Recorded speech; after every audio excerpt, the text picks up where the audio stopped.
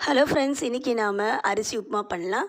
இதுக்கு 2 ஸ்பூன் உளுத்தம்பருப்பு, 2 ஸ்பூன் கடலைப்பருப்பு, நீட்டு மிளகாய் ஒரு 4, 5 எடுத்துக்கலாம், காரத்துக்கு ஏற்ற மாதிரி. இப்போ நான் 1½ கப்பு பச்சரிசி, 2 ஸ்பூன் துவரம்பருப்பு, மிளகு 2 ஸ்பூன் எடுத்துக்கிட்டு மிக்சியில் பொடி பண்ணிக்கலாங்க. நல்ல பச்சரிசி எடுத்துக்குங்க. இதை பொடி பண்ணும்போது ஆக்சுவலாக வந்து நல்லா ரவை மாதிரி பண்ணிக்கணும். பாருங்கள், நல்லா பொடி பண்ணியாச்சு. ஸோ இது சட்டுன்னு பண்ணிடலாம் அந்த அரிசி உப்புமா. இப்போ நம்ம குக்கரில் எண்ணெய் விட்டு, எண்ணெய் காஞ்சதும் சீரகம் கடுகு தாளிச்சிட்டு, கூடவே நாம் கடலைப்பருப்பு 2 ஸ்பூன், உளுத்தம்பருப்பு 2 ஸ்பூன், நல்லா பொன்னிறம் ஆகிற வரைக்கும் நம்ம இதை ஃப்ரை பண்ணணும்.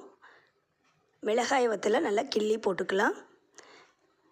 கூடவே நம்ம இஞ்சியை துண்டு துண்டாக நறுக்கி சேர்த்துடலாம்.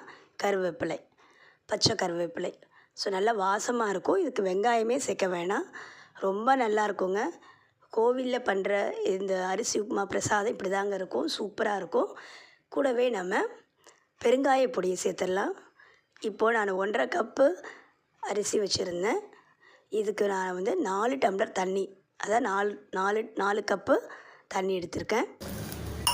ஸோ தண்ணி விட்டு இப்போ ஹை ஃப்ளேமில் வச்சு உப்பு போட்டுடலாங்க. உப்பு எவ்வளோ வேணுமோ அவ்வளோ சேர்த்துடலாம், கல் உப்பு. ஸோ இது நல்லா கொதி வரணும். ஃபஸ்ட்டு மூடி வச்சிடலாம்.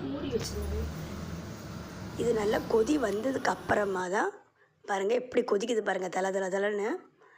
இப்போ நாம் இந்த பொடி பண்ணி வச்சுருந்த அந்த அரிசி ரவையை சேர்த்துடலாம் மெதுவாக. இப்போ வந்து சிம்மிலே வச்சு நம்ம கிண்டிக்கிட்டு இருக்கணும். பாருங்கள் இப்போ எப்படி லிக்விடாக இருக்குது. கொஞ்சம் நேரத்தில் நல்லா அரிசியும் தண்ணியும் சேர்ந்து வந்துடுங்க. அதுக்கப்புறமா நம்ம மூடி போட்டு ஒரு 10 நிமிஷம் வச்சுருந்தா போதுங்க. சூப்பராக ஆவி பறக்கிற நம்மளுடைய அரிசி உப்புமா ரெடி ஆயிடுச்சு.